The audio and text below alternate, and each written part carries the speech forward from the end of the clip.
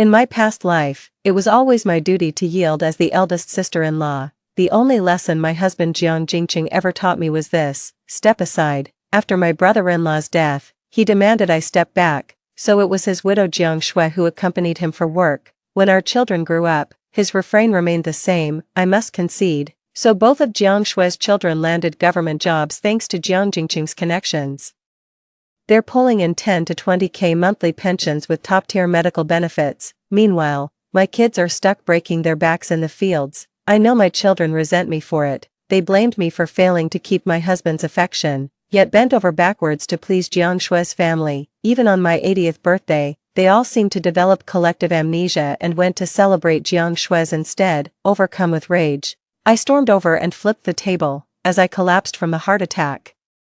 My dying sight was everyone fussing over Jiang Shui, terrified she might be startled. Given a second chance at life, I'd simply let go of Riverside Heights too. 1. I've been waiting outside the post office for 3 hours. The moment the post office opened, I rushed in. Hello, I'm Zhou Lihua. Do you have any registered mail for me? My hands at my sides began trembling uncontrollably. Comrade Zhou Lihua. I nervously clutched at my sides. Why yes, that's me, registered mail for you. Please sign here. I signed my name with careful precision. I hurried home. Mommy, I'm hungry. A little munchkin came running and clung tightly to my leg. My expression cooled. Still, I went to steam her a bowl of egg custard in the kitchen. Jiang Jingqing had mailed all this month's meat ration coupons to Jiang Shui's house next door. He seemed to have forgotten there was a wife and child to feed at home. Her eyes were only for Jiang Shui and her twins. Seeing my daughter eating steamed egg custard at the table, I went into the room. The registered mail was sent by my professor. In my past life, I'd also received an invitation from my mentor to join his medical team for border relief work. Those classmates who returned after 3 years of frontier assistance work with our mentor all secured promising positions afterward. But in just 10 days, Jiang Jingqing will return. He told me that as the elder sister-in-law, I should be more understanding. My younger brother worked himself to the bone to fund his education back then, which led to his tuberculosis. Otherwise he wouldn't have passed so young. This was his debt to Jiang Shui's family. He said I was perfect in every way and had complete trust in me. Unlike fragile Jiang Shui who'd struggle raising a child alone, so he insisted she accompany him for work. I was utterly shocked and couldn't comprehend it at the time, but after years of marriage, Jiang Jingqing had already gaslighted me into complete foolishness. I believed my husband was my entire world, so I swallowed my resentment and humiliation, raising the child alone, and abandoned my plans to support the border regions. At first, he still sent ration coupons for grain and meat, but gradually, the communication faded away. It wasn't until later that I learned Jiang Shui had gone with him. He worried Jiang Shui might see herself as an outsider and hesitate to spend his money. So he handed over his entire monthly income to Jiang Shui. They even entrusted her with sending the food ration coupons and meat vouchers. Jiang Shui initially sent some back, but eventually pocketed the entire lot. Years later when confronted, she simply shrugged it off with "must have gotten lost in the mail." Jiang Jingqing let the matter slide without further ado. By that time, Jiang Jingqing had already raised both her children to successful careers, yet my son couldn't even secure a steady job. And my daughter, malnourished and frail, had to drop out early and marry. My children lived their entire lives in poverty. Meanwhile, Jiang Shui's children retired with hefty pensions worth tens of thousands, their whole family living in prosperity. My child kept blaming me for being useless while shamelessly fawning over Jiang Shui's family. I died right there, and not a single soul glanced my way. Nobody knew I'd been reborn. In my past life.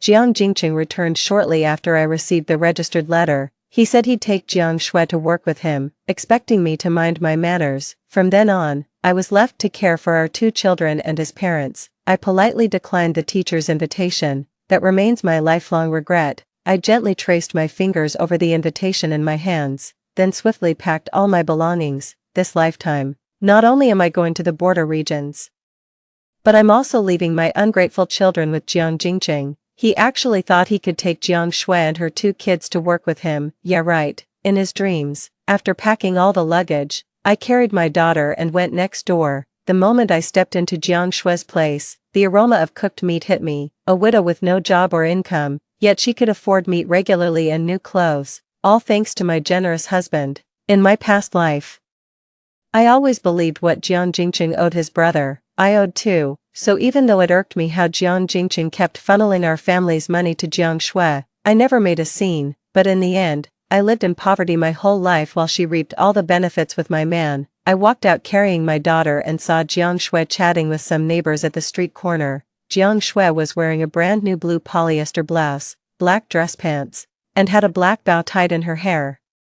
To a stranger, she could easily be mistaken for a schoolteacher. When she noticed me approaching with my child, Jiang Shui paused before saying, "Sister-in-law, in my past life, I initially felt uneasy around her and avoided speaking to her. Later, that unease turned into pure hatred. I despised how she clung to Jiang Jingqing like a parasitic vine, draining the life that rightfully belonged to my child and me." Jiang Shui probably sensed my resentment, which is why we barely crossed paths despite living next door. I gave Jiang Shui a once-over without saying a word. Even the neighborhood aunties started looking puzzled now. "Li Hua, what's gotten into you? Yeah, why are you staring at Jiang Shui like that?" I pursed my lips before finally looking at Jiang Shui. "Did Jiang Jingqing send you more ration coupons again?" The moment I asked, Jiang Shui's expression changed. Sister-in-law." The neighbors stared at me in shock, then turned their gaze to Jiang Shui. I said coldly, "My child hasn't had a bite of meat in 2 months. I just smelled meat cooking at your place. Did Jiang Jingqing send you more ration coupons again?" My words instantly flustered Jiang Shui. "And no, I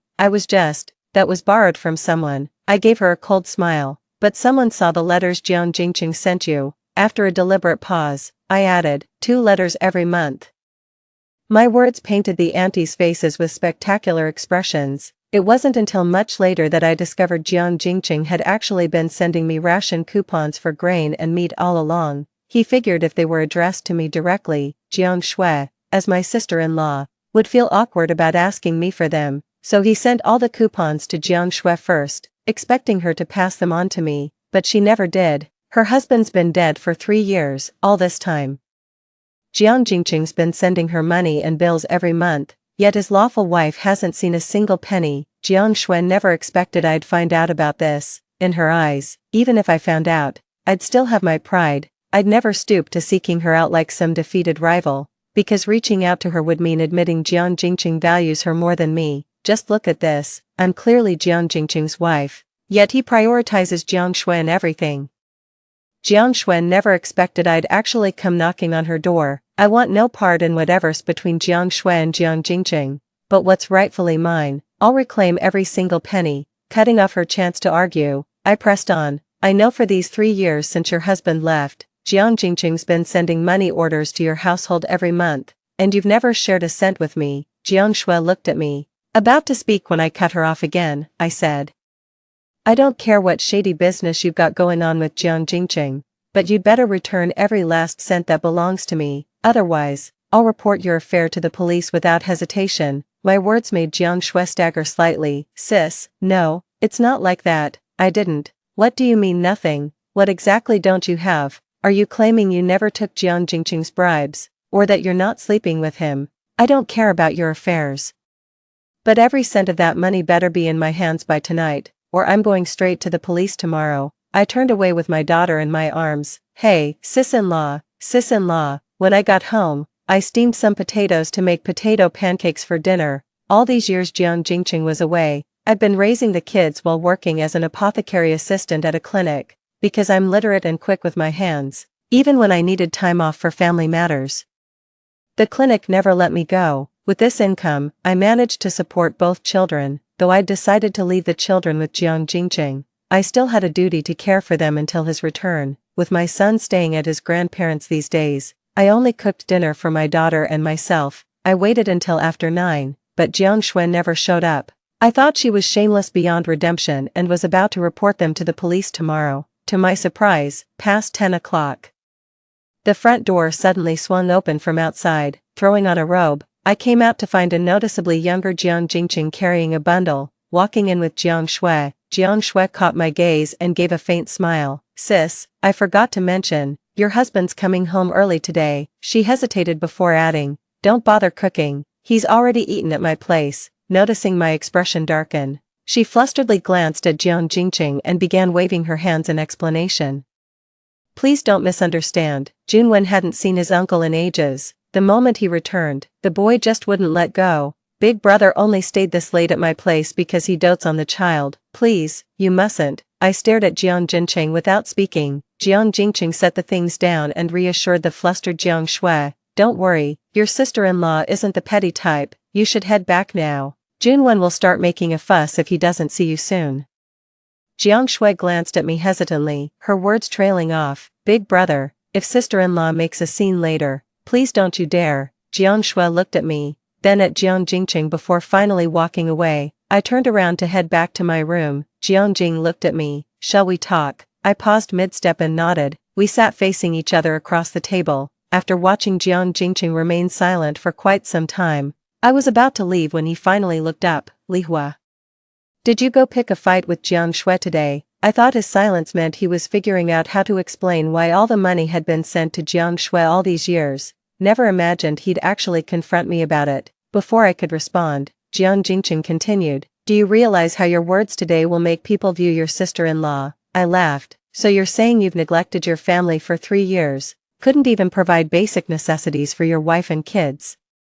Yet you've been lavishing money on some mistress, even raising another man's child. You can do all this, but I'm not allowed to call you out on it. Jiang Jinqing never expected me to say these words. His face darkened. What other woman? She's my brother's wife, your sister-in-law. So what? I asked. Jiang Jinqing seemed to be barely containing his anger as he patiently explained. My brother supported me through school. I owe them everything. Staring at him, I only felt this person before me had become a complete stranger. Yes, these are your debts, but you have no right to drag me into paying them with you. Option 1. Stay single and slave away for your siblings, raising their children yourself. Option 2. Divorce me now and marry Jiang Shui while you still can, but you shouldn't force me and our child to pay your debts. Jiang Jinqing, no one has the right to be this selfish. Zhou Lihua, what kind of nonsense are you spouting?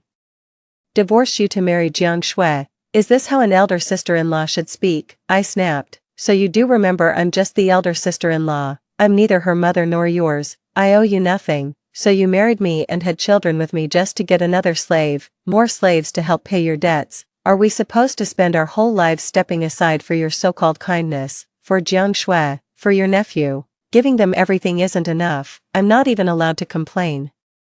Should I build them a shrine and worship them with 3 daily incense sticks? Answer me. Jiang Jing opened his mouth. Li Hua, I thought you'd be more understanding, that you'd see the bigger picture, but I never expected you to be so petty. I shot to my feet. You're right, I don't see the bigger picture. I'm petty. For 3 years, you've abandoned your wife and child to support another woman. Do you really think that's acceptable?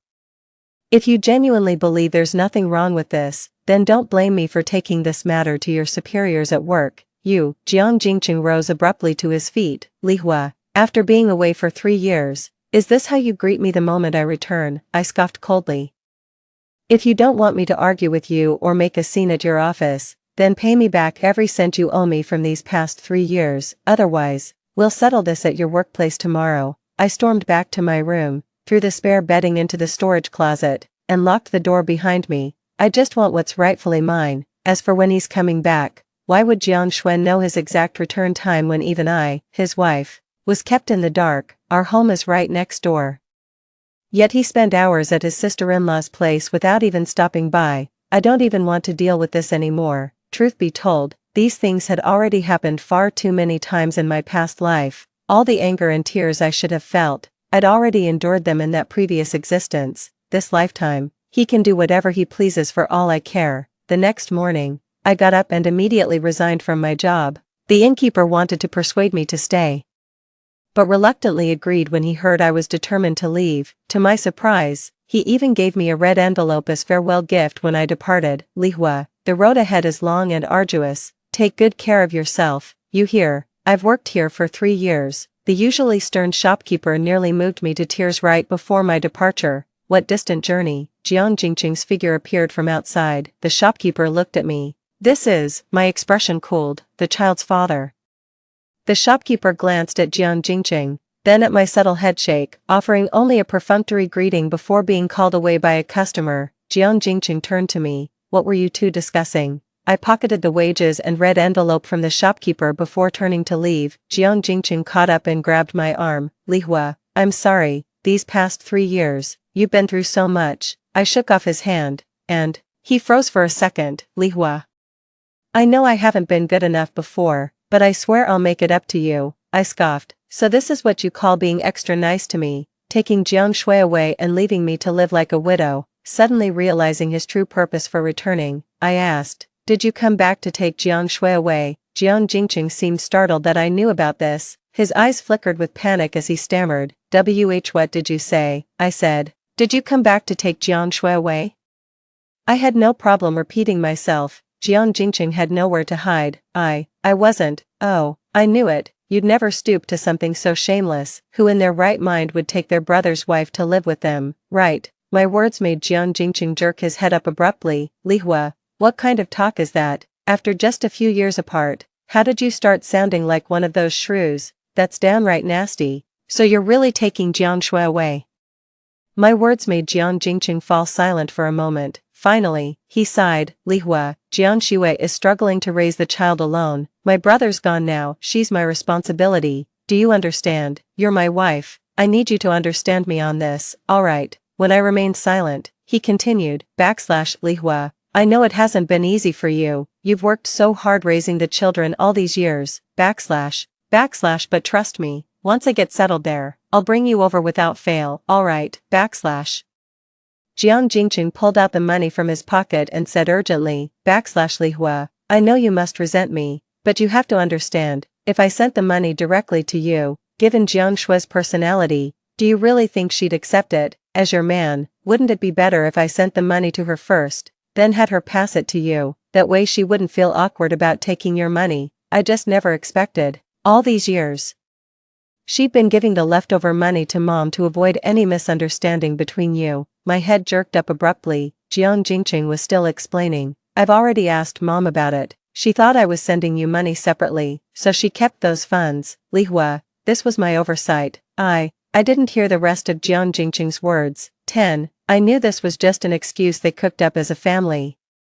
They were simply afraid I'd actually show up at his workplace today and expose how he'd neglected his own family for 3 years while sending all his money to his sister-in-law's household. Watching Jiang Jingqing explain himself without a shred of remorse, I felt nothing but icy despair in my heart. Blood is thicker than water. Even though they knew how much I've suffered these 3 years, they turned a blind eye. And now they're even colluding with Jiang Shui to screw me over.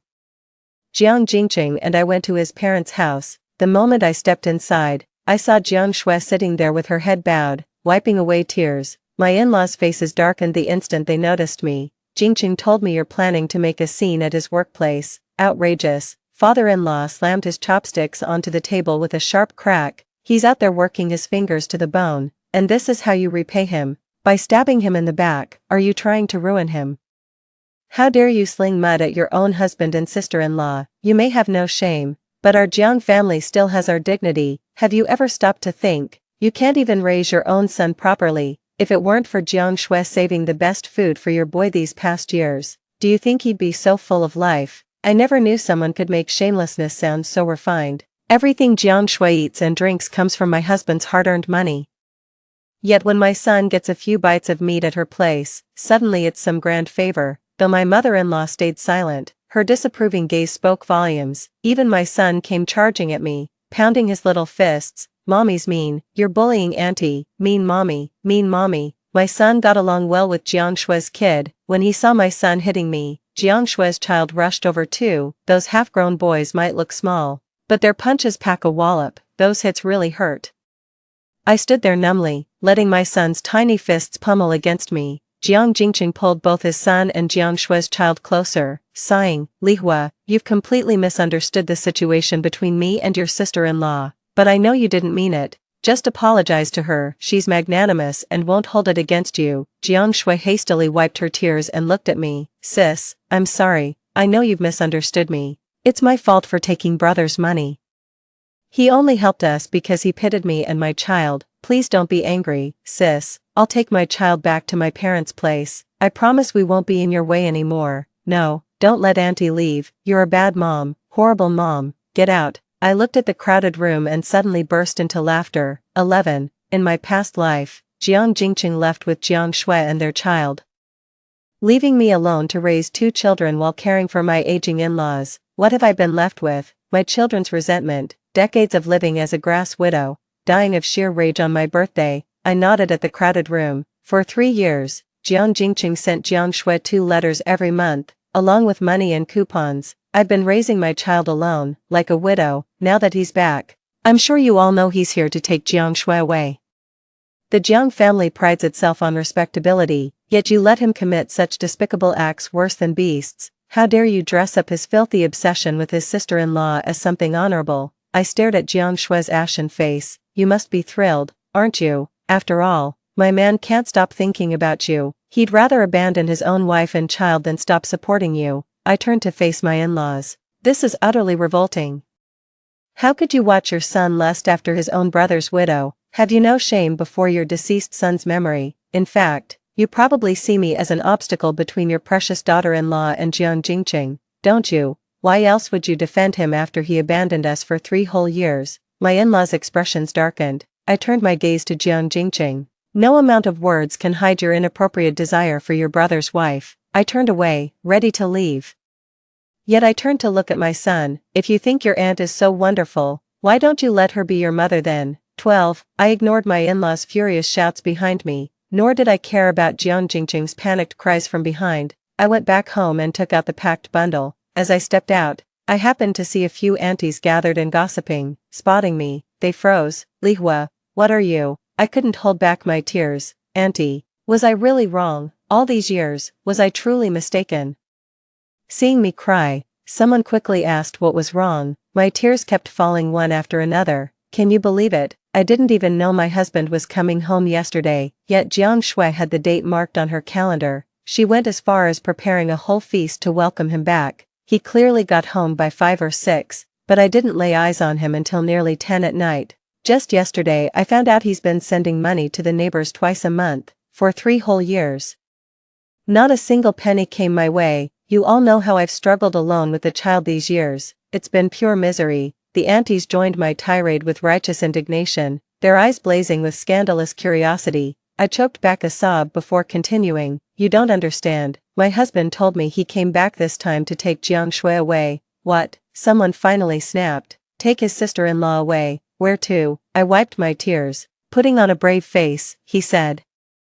Sis-in-law has it tough, raising the kid all by herself. What kind of nonsense is that? So sis-in-law struggles, but your own woman doesn't. I shook my head. Whatever, let him do as he pleases. Though Jiang Shui has been kept by my husband for 3 years, yet my in-laws claim I owe Jiang Shui, saying even the meat my son eats is her charity. True, I'm useless, raising 2 kids these years, barely affording meat. The boy's starving for it. Someone exchanged glances. Honestly, I often catch the scent of meat stewing from Jiang Shui's place. I asked her about it once, and she said it was a gift from her parents' home. TSK, so they actually stole from a proper wife and her children. The nerve. Heaven will strike them down for this. What a sin. How could such a thing happen right under our noses? Someone else noticed my luggage. Li Hua, are you leaving? Wiping away tears, I said. I suppose if I leave, he and Jiang Shui can finally be together openly. I murmured sorrowfully. Someone tried to console me. Good heavens, how could this be allowed? The child is still young. If not for the monk's sake, then for the Buddha's. A motherless child is truly pitiful. Indeed, for the child's sake, just bear with it a little longer. When they grow up, they'll understand how hard it was for their mother. I shook my head, grabbed my luggage, and ran off in tears, covering my mouth. In my past life, I truly endured everything for the sake of my child. I thought everything I did was for my child, but not until my dying day did I realize a mother's love has its limits. Money, that's what really matters. For 5 years, I worked diligently and conscientiously. 3 years ago, nearly all my classmates had left, even our instructor departed during the 4th year, yet I stayed on and was eventually recruited into a classified national priority project. And just like that, a decade passed, the moment our missile soared into the sky.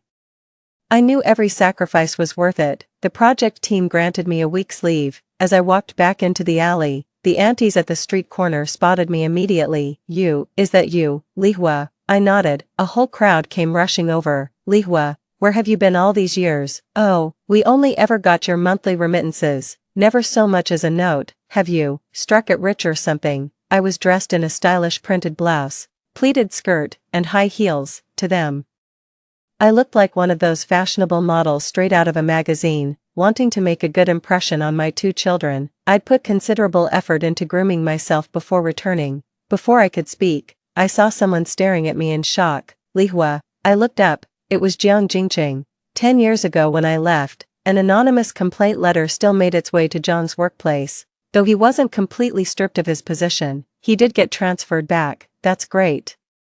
He's working locally now. No need to drag people all the way out here just to spare Jiang Shui the trouble. Mom, Mother. As soon as I stepped inside, two children, one big, one small, came running to greet me. There wasn't a trace of awkwardness despite our decade apart. Oh, that's because I'd been sending money to the kids through neighbors every month after I left. The neighbors felt genuine sympathy seeing me leave heartbroken that day, with me sending money home every month.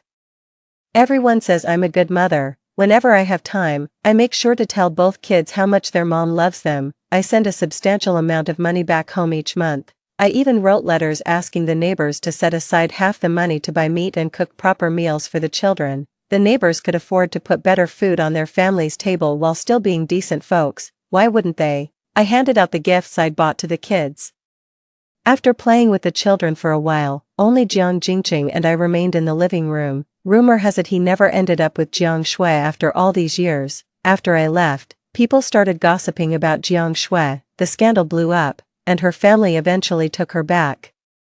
She soon married a widower. The widower resented Jiang Shui for bringing along two stepchildren and being unable to bear more children, so he beat her regularly. On one occasion, he even broke her leg. Now she walks with a permanent limp. Rumor has it Jiang Jingqing has been waiting for me all these years. They say he struggled caring for his parents, and both passed away last year. The neighbors say life in Riverside Heights isn't easy. Some advised him to move on, saying she must have found someone else after all these years away, but he refused. He vowed, I'll wait for her return no matter what. But this time I came back. I came back to get a divorce. When he saw me return, he immediately went out to buy groceries, saying we should celebrate properly. I watched him bustling about, deliberately avoiding the topic every time I tried to bring it up. I could only sigh. In the evening, we had a family reunion dinner. He looked at me hopefully.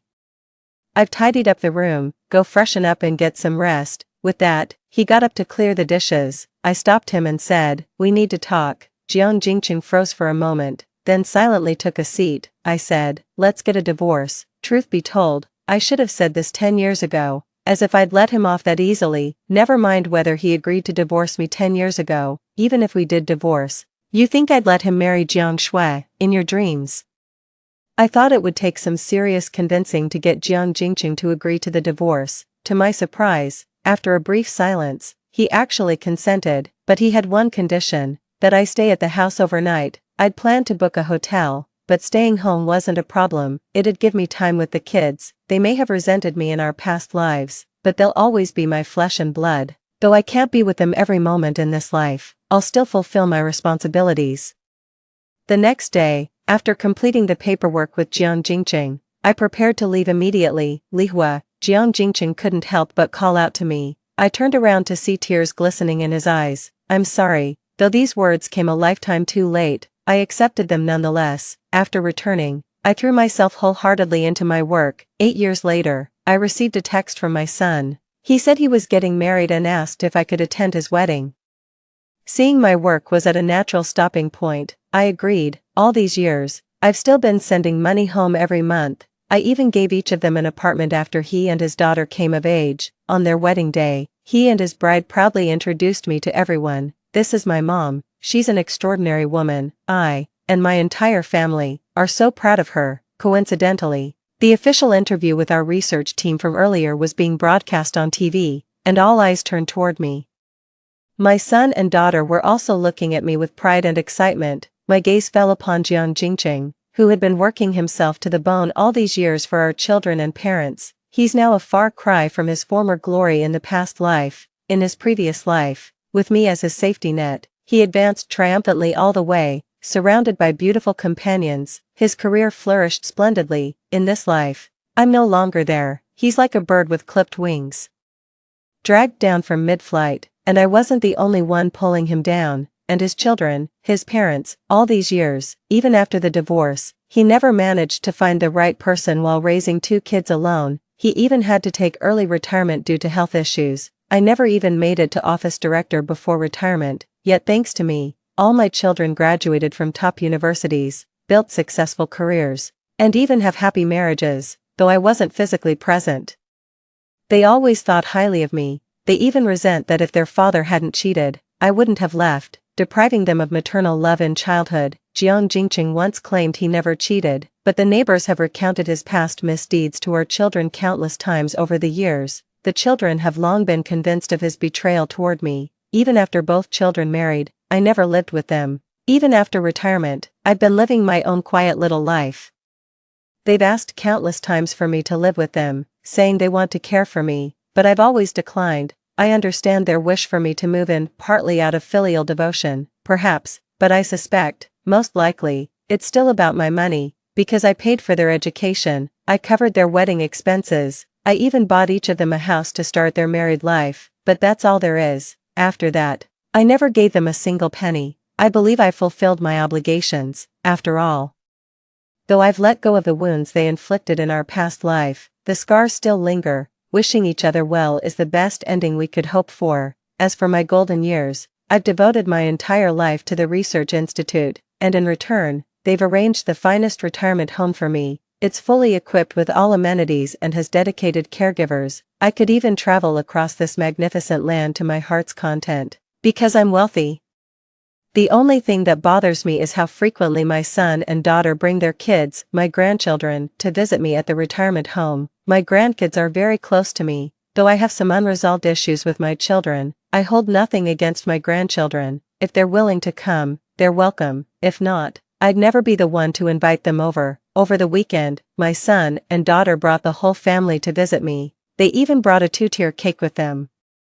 Just as everyone was singing happy birthday to me, I noticed my son answering a phone call. Seeing my daughter eating steamed egg custard at the table, I went into the room. My son hung up and shook his head. It's nothing, Mom, make your wish first. Only later did I learn that call had come from the hospital. Jiang Jingqing suffered a cerebral hemorrhage and was rushed to the hospital. Yet my son insisted on celebrating my birthday before heading to the hospital. By the time we arrived, Jiang Jingqing had already passed away. Jiang Jingqing never earned much during his lifetime, and the emergency treatment nearly wiped out his entire life savings. Both the son and daughter ended up chipping in over 10,000 each. The funeral arrangements still required a considerable sum. In the end, they agreed to keep things simple. On the 3rd day, his ashes were laid to rest in the cemetery. The kids asked if I wanted to see him off. I shook my head. To me, the moment I stepped out with my luggage decades ago, Jiangjing City had already died in every way that mattered. His entire existence has nothing to do with me. What does his death have to do with me anyway? After the funeral, their son brought me a letter, said it was left for me by their father. Jiang Jingqing. After the son left, I stared at that letter for a long time. A sudden scoff escaped my lips. As I stood up, I tossed the letter into the trash. Life is full of ups and downs. More is lost than gained. Life brings more troubles than joys. Yet how we live through it all lies entirely in our own hands. The end. Story 2. When my officer husband Shen Xiaoxing slapped me to the ground, 3 months pregnant, for his savior Song Kuer.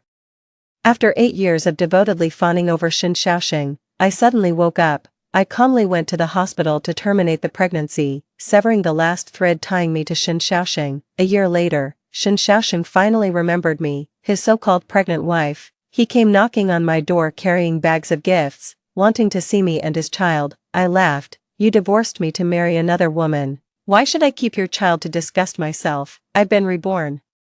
I was reborn on the very day when my military officer husband Shen Xiaoxing gave all the money I'd saved for childbirth to his lifesaver Song Kuer to buy appliances. Watching the neighbors Song Kuer's family move in a big color TV, refrigerator, and washing machine, I suddenly realized the money I had saved for childbirth had vanished. It felt like a bolt from the blue. I went to confront Shen Xiaoxing for an explanation, only to see Song Kuer coyly nestled in his arms. Seeing my husband being so intimate with another woman made me tremble with anger. I stepped forward and demanded to know where my money had gone. Song Kuo, still nestled in Shin Xiaoxing's arms, answered coyly, Xiaoxing gave all the money to me to buy appliances. Staring at Song Kuo's smug face, I was furious to the extreme. How can you be so shameless? Without earning money yourself, you only think about spending others' money. 1. Song Kuo cried pitifully, her makeup smudged. While Shin Xiaoxing's eyes turned red with anger, forcing me to apologize. I refused to apologize. Ever since Shin Xiaoxing transferred Song Kuo to the military district as his confidential secretary, everything had turned upside down. Shin Xiaoxing frequently went out of his way to help Song Kuo, often buying rice and flour for her. Whenever Song Kuo had a headache or fever, Shin Xiaoxing would come at her beck and call, even in the middle of the night during a thunderstorm. Song Kuo could knock on his door wrapped in a blanket and summon Shin Xiaoxing to accompany her. As for me, his wife of 3 years, Shin Xiaoxing treated me like thin air. Anger and resentment filled my heart, especially when I saw Song Kuo shamelessly throwing herself into Shin Xiaoxing's arms right in front of me, his wife. As a deliberate provocation, my fury only grew stronger. You shameless adulterers, filled with nothing but lust and illicit affairs. I'll report you to the military district leadership. As my words fell, Shin Xiaoxing violently slapped me across the face. The slap sent me tumbling to the ground, my head hitting Song Kuo's cabinet with a heavy thud. Blood gushed out as I lay on the floor, my mind flooded with an unbelievable experience. Turns out Shin Xiaoxing didn't just give all my childbirth savings to Song Kuo to buy appliances. He even gave the apartment allocated by my work unit to Song Kuo. I cried and made scenes. But it was all in vain. Song Kuo is vicious and despicable, constantly scheming against me at every turn. Meanwhile, Shin Xiaoxing blindly trusted Song Kuo. After being manipulated by her once again, he used the excuse of his elderly and frail parents needing care to send me back to his hometown thousands of miles away to look after them, in the countryside. I toiled tirelessly, bearing children and caring for his parents, waiting desperately like longing for stars and the moon to reunite with him. Shin Xiaoxing's official position kept rising, yet he never once considered bringing me back. It wasn't until his parents passed away one after another that I went to find Shin Xiaoxing, only to realize I had long since become a stranger to him, from the moment he sent me back to the countryside. We had already divorced and become passers-by in each other's lives. After sending me away, he couldn't wait to marry Song Kuo, holding a grand wedding ceremony for her. He and Song Kuo stayed together day and night, loving each other forever. Since Song Kuo couldn't bear children, the child I gave birth to and raised with hardship became theirs. When I, looking aged and haggard, came knocking, Shin Xiaoxing avoided me, while Song Kuo brought my biological son to see me. The bejeweled Song Kuo threw a stack of money at me as if I were trash. Moon Yen Yen, all these years Xiaoxing just treated you as a free nanny. I am his rightful and lawful wife, so get the hell out of here. My own flesh and blood son even said, Mom, look at what you've become now. You're no longer worthy of Dad. Take the money and leave. I'll send you money every month for your retirement, but on one condition: never show your face in front of our family again. My whole life turned out to be a joke, exploited by others. The man I deeply loved treated me as a free maid, and even my own son despised me. Overwhelmed by rage, I spat blood and died on the spot. Memories of my past life and the present flashed through my mind as I lay on the ground, staring fixedly at Shin Xiaoxing and Song Kuo. Perhaps the hatred and fury in my eyes were too intense. Shin Xiaoxing, who had been busy comforting the sobbing Song Kuo, finally spared a glance at me, bleeding and lying on the ground. Seeing me with half my face swollen and bleeding from the forehead, Shin Xiaoxing froze. He finally remembered I was a pregnant woman, and Shin Xiaoxing let go of the sobbing Song Kuo to help me up. Hatred filled my heart as I mustered all my strength to shake off his supporting hand. Get away from me. Shin Xiaoxing didn't leave. Instead, he helped me up from the ground. You're bleeding. Let me take you to the hospital to get it treated. Didn't you hear me telling you to get lost? If you hadn't been talking nonsense, I wouldn't have hit you. I was just too angry earlier, but you were in the wrong here. Let's go to the hospital first to treat your wound, and we'll talk about apologies later. Ignoring my struggles, he forcibly carried me in his arms, preparing to take me to the hospital, too. At that moment, Song Kuo suddenly collapsed softly onto the ground. Seeing Song Kuo faint, Shin Xiaoxing immediately released me and rushed to her side. Kuo, what's wrong? Wake up. Don't you know Kuer has a heart condition and can't handle stress? This is all your fault, he shouted at me hysterically before calling for the guards. Shaoli, drive to the hospital immediately. Shen Xiaoxing, his face full of anxiety, rushed out carrying Song Kuer, while his guard Shaoli immediately drove over upon hearing the commotion. Shen Xiaoxing got into the car with Song Kuer and ordered the guard to drive. Completely forgetting about me with blood streaming down my forehead, the car roared away as I wiped another trickle of blood from my forehead and staggered back to the house next door. Bandaging my bleeding forehead in front of the mirror, I quietly began to recall my past life. In my past life, after Shen Xiaoxing hit me, he similarly ignored my bleeding and only cared about Song Kuer, who was pretending to faint. Furious and resentful, I rushed to the hospital and caused a scene.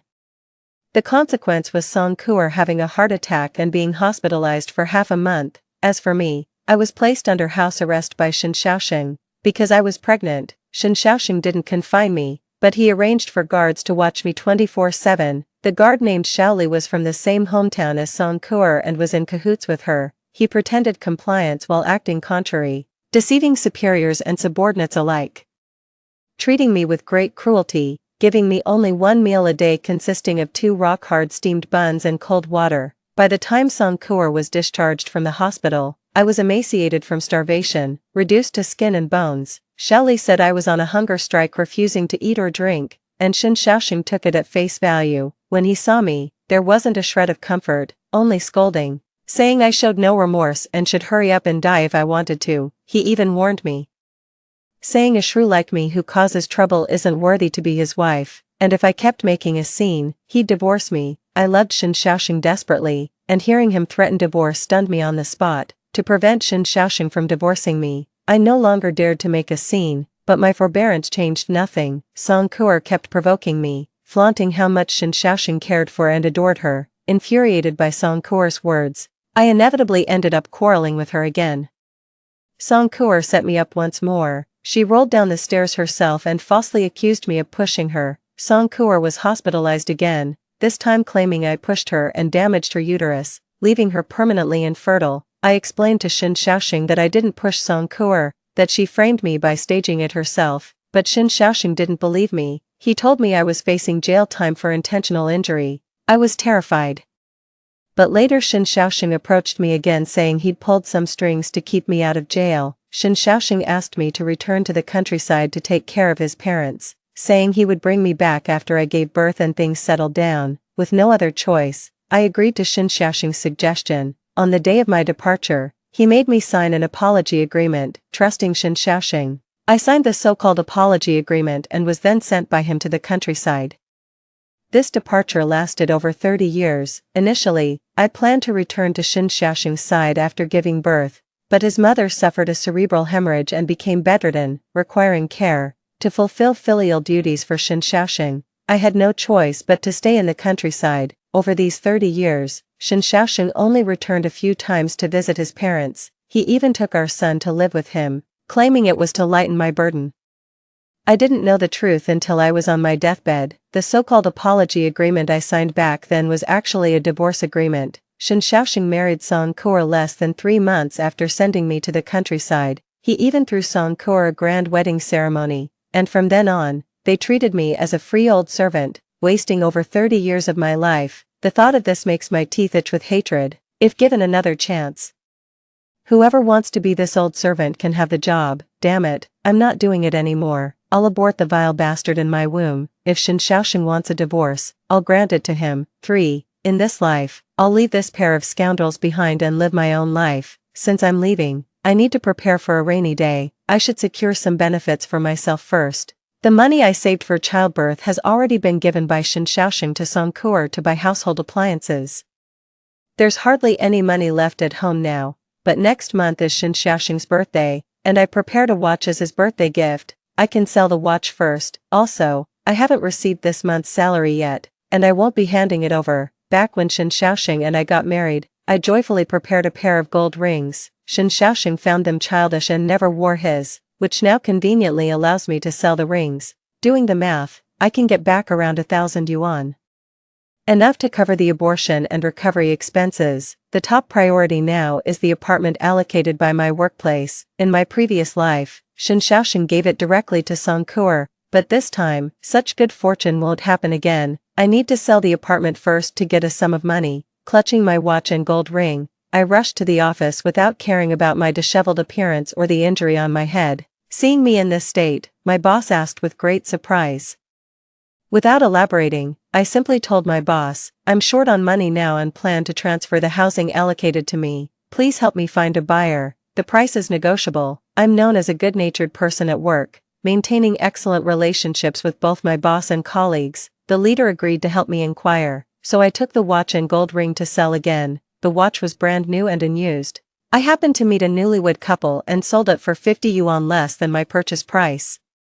I pawned the ring, which weighed 18 grams in total, for less than 1,000 yuan. With the money from the watch and ring, I went to the hospital and directly approached an obstetrician-gynecologist to explain my purpose. Shin Xiaoxing and I have been married for 5 years, but we haven't been able to conceive a child. Because of this worry, I frequently visit the doctor. The doctor knows me very well. Seeing that I wanted to abort the baby, they earnestly tried to persuade me.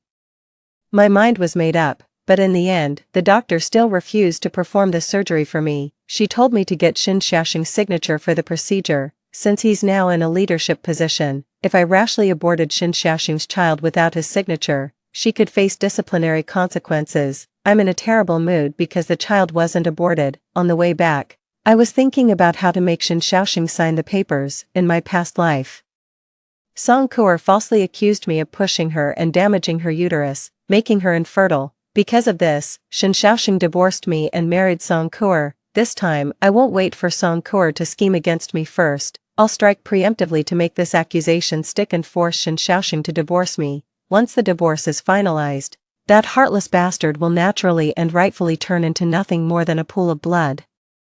Shin Xiaoxing didn't return until 9 p.m., by which time I had already eaten, washed up, and gone to bed. Half asleep, I felt something brushing against my face, stirring an inexplicable disgust and hatred. I instinctively swung my hand and slapped it away. A sharp slap echoed, my palm burning, and I jolted fully awake. A clear handprint emerged on Shin Xiaoxing's face. Needless to say, it was from me. At this moment, Shin Xiaoxing glared at me with a livid expression. Mu Nian.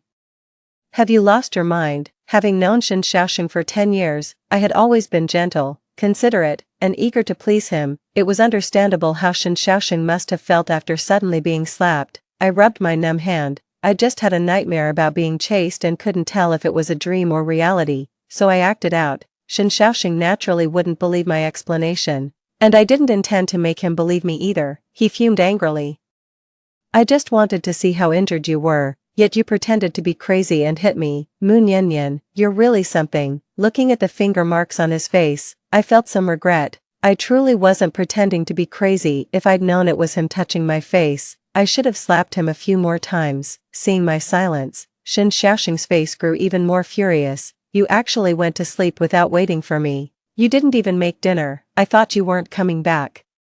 As for dinner, didn't you eat with Song Kuo? Don't you two often have dinner together? A look of embarrassment flashed across Shin Xiaoxing's face. I shouldn't have hit you today. I was so angry in the heat of the moment. To be honest, you went too far today too. You clearly know I was just helping Song Kuo out of gratitude, and you know she has a heart condition. How could you say those things about her? So he was still intent on blaming me.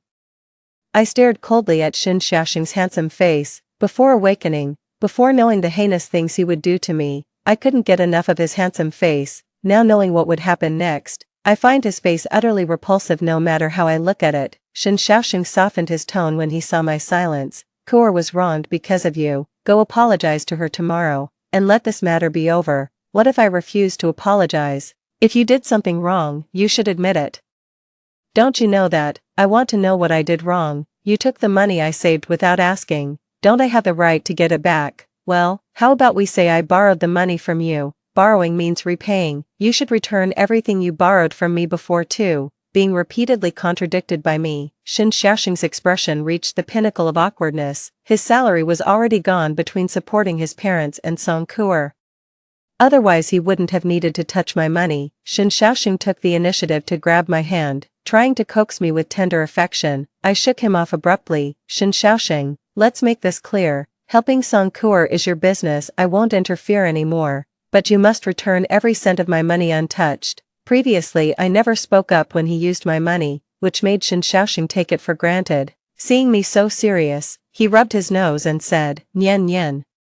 We are one as husband and wife. There's no such thing as one as husband and wife. From now on, if you want to repay her kindness, I won't stop you. I promise I won't go looking for Song Kuo to cause trouble anymore, nor will I make any comments about your relationship. Just one thing, give my money back to me. Shen Xiaoxing stared at me intently. What do you mean? Exactly what I said. From now on, we'll go our separate ways. If you want to take care of Song Kuo, do it yourself. Don't drag me into it. I have no responsibility or obligation to help you take care of her. Before, whenever I got angry and made a scene, as long as Shen Xiaoxing said a few sweet words to coax me, I would immediately make up with him and everything would be as good as new. This sudden change, so different from before, made Shen Xiaoxing's face darken. Mu Niannian, do you know what you're saying? You're a military wife. Helping those in need is what you should be doing. Then why haven't I seen you caring about other people in need? There are plenty around here who are worse off than Song Kuo and need help more. Why aren't you helping them? After being rebutted like this by me, Shen Xiaoxing lost all face. With a dark expression, he let out a cold laugh. What are you making a fuss about again? I've told you countless times there's nothing between me and Song Kuo. She saved me back then. I was just repaying her kindness. I'd heard this so many times my ears were calloused. I cut him off directly. Enough. I'm not interested in your affairs with Song Kuo anymore, nor will I ever care again. I just have one demand, return my money to me. How can returned money that was already given? Stop being unreasonable. Let me tell you, I know exactly what's bothering you. You're just jealous, aren't you? How many times do I have to explain before you'll listen? Shen Xiaoxing had grown extremely impatient, his tone becoming much more severe. Mu Niannian, you'd better rein in your petty schemes. I will continue helping Song Kuo. If you keep disobeying and stirring up trouble at home, don't blame me for being ruthless. I'll divorce you. In my past life, Shen Xiaoxing threatened me with divorce. I was terrified, afraid he'd abandon me, afraid I'd never earn his love. In this life, knowing his love was never meant for me but only for Song Kuo, what hesitation could remain? Without a moment's pause after his words, I nodded. Fine, let's get divorced. My agreement to divorce left Shen Xiaoxing utterly astonished. He stared at me as if seeing a ghost. Mu Niannian, are you really sure you want to divorce me? I'm certain. I nodded firmly. We'll get divorced tomorrow. But before that, you must return all my money to me. It's always about money with you. Are you obsessed with it? Is money all you care about? Shen Xiaoxing asked through gritted teeth. Yes. Money is all I care about. Shen Xiaoxing didn't believe I truly wanted a divorce. You're utterly unreasonable. Listen Mu Niannian, don't think pregnancy gives you license to do as you please. I'm not doing as I please. The child isn't an obstacle. Just sign the papers, and I'll terminate the pregnancy tomorrow. Seeing my resolute expression, Shen Xiaoxing staggered back. Mu Niannian, have you lost your mind? How could you even say something like abandoning our child? My unwavering determination to divorce left Shen Xiaoxing stunned. In anger, he slammed the door and stormed out. He left and never came back, and I didn't bother about him, lying down to continue resting. The next morning, I was startled awake by knocking at the door. Shen Xiaoxing's guard Shaoli stood at the door with breakfast. Looking displeased, the chief asked me to bring you breakfast. Seeing Shaoli, I didn't look pleased either, replying sharply, put it over there. Shaoli placed the breakfast on the table, his gaze falling on my face. I looked at him coldly. What are you staring at? The delivery's done, now get lost. I've always been kind to others and never put on airs, which is why Shen Xiaoxing's guards always saw me as an easy target.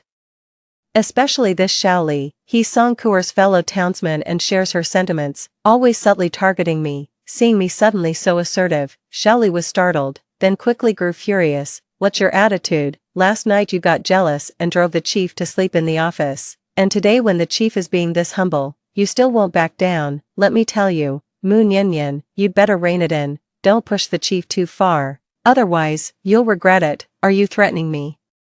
Who do you think you are? Just a dog by Song Kuo's side, yet you act all high and mighty. I'm warning you to show me some respect. Piss me off, and I'll expose all your and Song Kuo's dirty little secrets. As my words fell, Shaoli's face turned pale. and he hurriedly left without another word. Xiao Li's reaction surprised me. I only warned him because I remembered how he helped Song Kuo against me in my past life, but looking at Xiao Li's panicked and frightened expression. Could there really be some shady dealings between him and Song Kuo that shouldn't see the light of day? I became secretly vigilant in my heart. After breakfast, I went to the office again to see my supervisor, who told me a colleague wanted my housing allocation quota. However, the other party currently doesn't have much money and can only offer me 4,000 yuan. I knew the house price would rise later. 4,000 was indeed too little, but I had no other choice.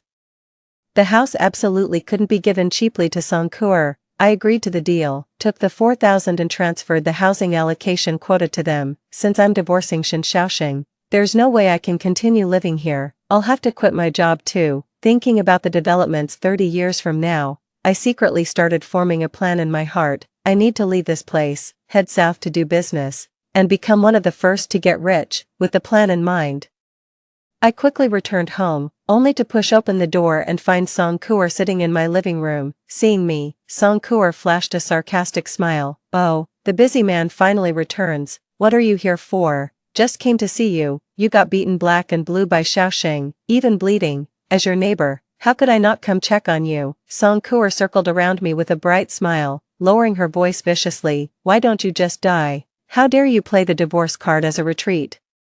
Do you even have the guts to divorce? If you dare divorce Xiaoxing, the sun will rise from the west." "Of course I dare to divorce, on one condition: you return my money." "Listen, Song Kuo, I couldn't care less about your affair with Shen Xiaoxing. Do whatever you want, but you must give my money back." "What if I don't pay it back?" "If you don't repay, I'll report you and Shen Xiaoxing to the military district for your illicit affair. Let's see how you two can keep living here after that."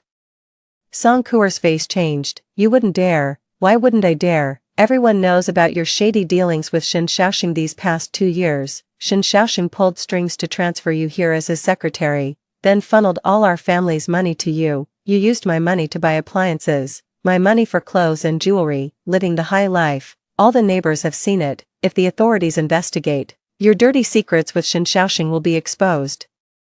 Xiaoxing was just helping me. Are you limbless, a dying cripple?" I sneered. "There are far more deserving people around than you. Why would Shen Xiaoxing help only you? A lone man and woman, thieves and prostitutes. The public sees everything clearly." Song Kuo grew fearful. "What exactly do you want? Don't you know this will ruin Xiaoxing?" "So what? What's that got to do with me?" I sneered at Song Kuo. 5. "I'm giving you just 3 days. Return my money immediately, or the only thing awaiting you and Shen Xiaoxing is complete ruin." Song Kuo left in disgrace, throwing down threats as she went, telling me to wait and see. I'm waiting, alright, waiting with boiling blood. If we don't provoke her, why would she act in advance? I'm waiting for Song Kuo's dirty tricks. Let's see who dies faster this time. The next 2 days passed quietly. Shen Xiaoxing stayed at the military barracks and never returned. I know he's waiting for me to go apologize and make up with him in his dreams. I don't have time to bother with him. I've been busy handling matters. Since I'm parting ways with Shen Xiaoxing, I naturally wouldn't let him and Song Kuo off easy. I sold everything valuable I'd bought for the house. The things that couldn't be sold, I gave away to others. I gave all the sweaters I knitted for Shen Xiaoxing and the new clothes I bought to Instructor Zhang's wife at the East End. She was very grateful and pulled me aside to chat. Sister Zhang asked me, "Has your chief Shen not come home these past few days?" I nodded, and Sister Zhang looked at me sympathetically. "Nian Nian, you're a good person, and good people often get taken advantage of. There are some things I don't want to say, but I just can't bear to see you treated this way. That Song Kuo is no good. You need to be careful around her." "I know, and I don't care anymore. Let them do whatever they want. It has nothing to do with me. But you're pregnant now. Even if just for the sake of the baby in your belly, you should plan for yourself. Besides, some things won't be spared even if you keep tolerating and sacrificing yourself." Sister Zhang's words hit the nail on the head. In my past life, didn't I keep tolerating and sacrificing myself, only to be schemed against by them in the end? I nodded. "Sister Zhang, thank you for the reminder. I'll be careful. Even a rabbit will bite when cornered, let alone a person. If they push me too far, I won't let them off easy." Seeing that I took her words to heart, Sister Zhang lowered her voice. "You should watch out for that Shaoli by Chief Shen's side. He has an improper relationship with that Song Kuo." Upon hearing this, I immediately pressed further. how could it not be normal, Sister Zhang? I won't hide it from you, that Xiaoli is no good, seeing I'm easy to talk to. He's been helping Song Kuo bully me all along. Sister Zhang's expression turned serious at my words. She lowered her voice. That Xiaoli and Song Kuo are having an affair. I saw it with my own eyes. Sister Zhang's words made my heart skip a beat. I immediately recalled how Xiaoli had looked like a startled bird when I threatened to expose his and Song Kuo's shameful dealings that day.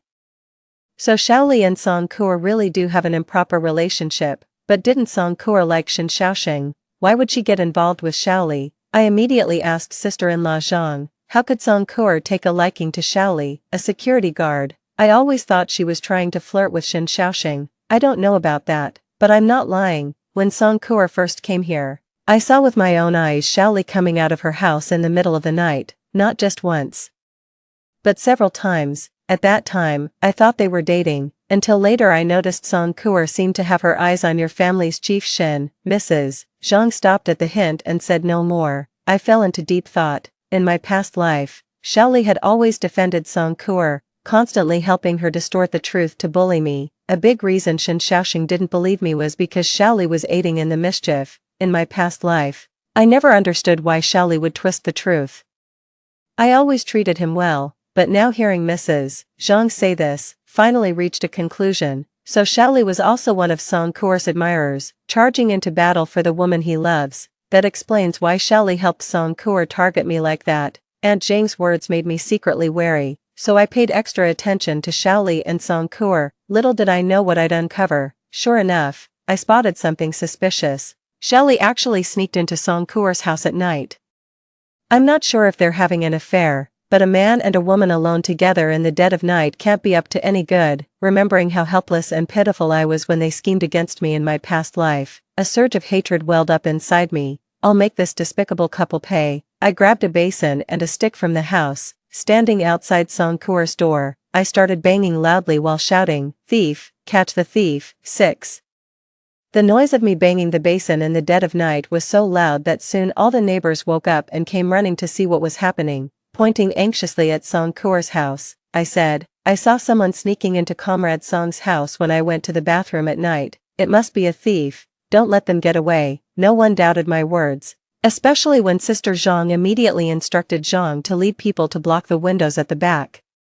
The others followed me to guard the front door and make a commotion. After some ruckus, the door finally opened. Song Kuo and Xiaoli appeared before the crowd. I deliberately raised my voice. Oh, it's Xiaoli. What are you doing at Comrade Song's house in the middle of the night? I have some business with Comrade Song, Xiaoli stammered in reply. Business? What kind of business can't be discussed during the day and has to be talked about at 2 a.m. exactly? What's so urgent to discuss in the dead of night? Unless you two. Auntie Zhang raised her voice, and Song Kuo immediately denied. We have no relationship whatsoever. Xiaoli was just concerned about my health and came to check on me. Who would believe such nonsense? Nobody bought it. Someone deliberately remarked. Could Comrade Song and Xiaoli be dating? There's nothing wrong with that. No need to be so secretive about it. No, we're not dating. Song Kuo shot me a venomous glare. Persistently denying any special relationship with Xiaoli, Xiaoli also denied it, insisting that he only came to check on the sick Song Kuo out of concern, fearing something might happen to her. The commotion only ended when Shen Xiaoxing arrived and dispersed the noisy crowd. With Shen Xiaoxing's order, the onlookers scattered, and I lost interest in the spectacle, preparing to leave. Seeing her backer arrive, Song Kuo immediately burst into tears. Xiaoxing, Xiaoli and I are completely innocent. He was just worried about me and came to bring me medicine. I never expected Comrade Mu to slander us like this. As Song Kuo burst into tears, Xiaoli also started complaining of unfair treatment. Shen Xiaoxing scolded me with a dark expression. All you do all day is stir up trouble. Why can't you do something proper? Do you have any idea your actions could drive someone to their death? I sneered.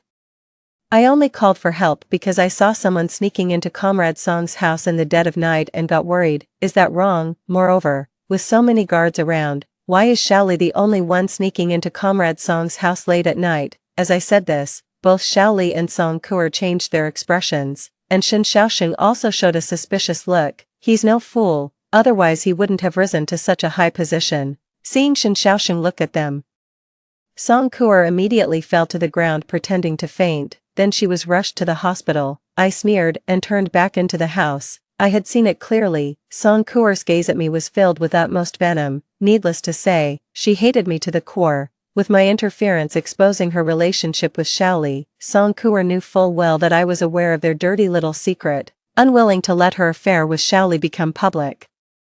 Song Kuer had no choice but to find a way to cover it up, to eliminate me, her greatest threat. I was certain Song Kuer would make her move soon. What I fear is her not making a move. Now we're getting to the fun part, setting the trap. In the morning, I got up to go to work, and everyone I met along the way was talking about Song Kuer and Shaoli's affair. There were all sorts of rumors. I arrived at work in a cheerful mood and felt great all day. At noon, Shen Xiaoxing came to my workplace and started scolding me as soon as we met. The matter from last night has been clarified. It was indeed Shaoli who went to check on Kuer because he was worried she might have an episode. There's nothing between them, I scoffed. Whether they have a relationship or not is none of my business. Did you really need to come here specifically to tell me this? Of course I didn't come specifically to tell you this. Mu Niannian. Your recent behavior has been utterly unacceptable. To target Kuer, you actually tried to slander her by implying she had an improper relationship with Shaoli. Have you ever considered how much damage such accusations could do to a woman's reputation? I laughed in anger. When did I ever slander them? I just saw someone sneaking into Song Kuer's house and assumed it was a thief. If Shaoli was genuinely just concerned about Kuer and wanted to check on her, couldn't he have knocked on the door openly like a normal person? Why did he have to skulk around like a criminal? True love indeed. Shen Xiaoxing was still defending Song Kuer. 7. Shaoli didn't want to disturb the neighbors, so he didn't knock. But you, what are you doing staying up all night watching Song Kuer? I'm warning you, I haven't settled accounts with you over last time yet. Don't go causing more trouble for me. You're so ridiculous. I've already explained clearly that I shouted because I thought it was a thief. Are you just not understanding or deliberately picking a fight? Shen Xiaoxing slammed the table angrily. What kind of attitude is that? Song Kuer ended up in the hospital because of this incident you caused, and you still can't recognize your own mistake. I'm not wrong. If I must have made a mistake, it was marrying you in the first place. Didn't you want a divorce? I agree. Let's get divorced now. Go find whoever you want to be with, but before the divorce, you must return all my money. Shen Xiaoxing still thought I was the meek Mu Niannian who only had eyes for him, and actually dared to glare at me with such arrogance. I won't indulge him. Want to make a scene? Let's see whose face gets tarnished. I turned up the volume while shouting and began wiping away tears. I've worked hard to save money for years to prepare for having a child, yet you gave it all to Song Kuer to buy appliances. Last time, you took my salary without a word and gave it to Song Kuer for clothes.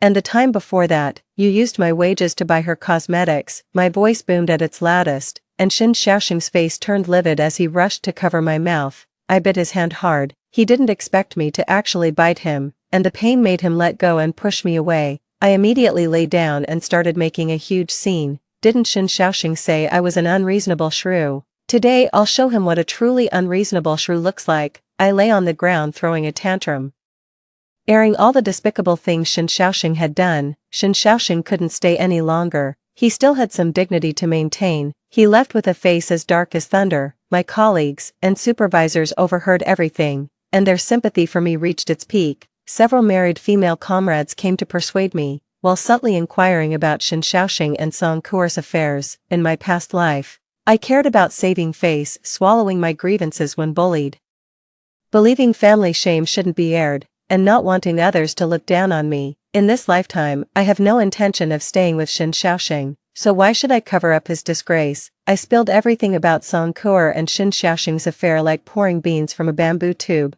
I know the affair between Song Kuer and Shen Xiaoxing will soon spread far and wide, with so much gossip flying around. I want to see if Song Kuer will be driven to despair. After work in the evening, Shen Xiaoxing was unexpectedly at home for once. His hand, which I had bitten, was bandaged as he sat gloomily on the living room chair. I walked past him as if I didn't see him and went straight back to the bedroom. Shen Xiaoxing had never been treated so coldly before. Every time we argued, I'd swallow my pride and go apologize within 2 hours, whether it was my fault or not. I always made the first move to reconcile. This time we'd been in a cold war for several days, and today I even bit him without showing any intention of backing down. Shen Xiaoxing sat outside for quite a while before finally losing patience. He pushed open the bedroom door. What's for dinner? Eat whatever you want. Why ask me? I replied coldly. What's with your attitude, Mu Nian Nian? I haven't even settled the matter of you biting me, and you're giving me this look. Then how should we settle the matter of you hitting me?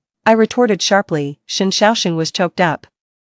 After a brief silence while looking at the wound on my forehead, he said, I didn't mean to. I've already apologized to you. I scoffed and turned my head away. He stood at the doorway for a moment before patiently walking in. Let me take you out for a meal. What would you like to eat? What meal? If you have money, hurry up and pay back your debts. You owe me quite a sum. I extended my hand. Shen Xiaoxing's forehead veins bulged as he struggled to contain his rising anger for reasons unknown. Nian Nian, I know you're upset about me helping Song Kuer. I failed to consider your feelings before. That was my mistake, and I promise it won't happen again. I stared at Shen Xiaoxing as if discovering a new continent. What do you mean? I've made things clear with Song Kuer. From now on, she shouldn't come to me for help. She can contact security instead. I've repaid her for saving me by finding her a job and assisting her this much.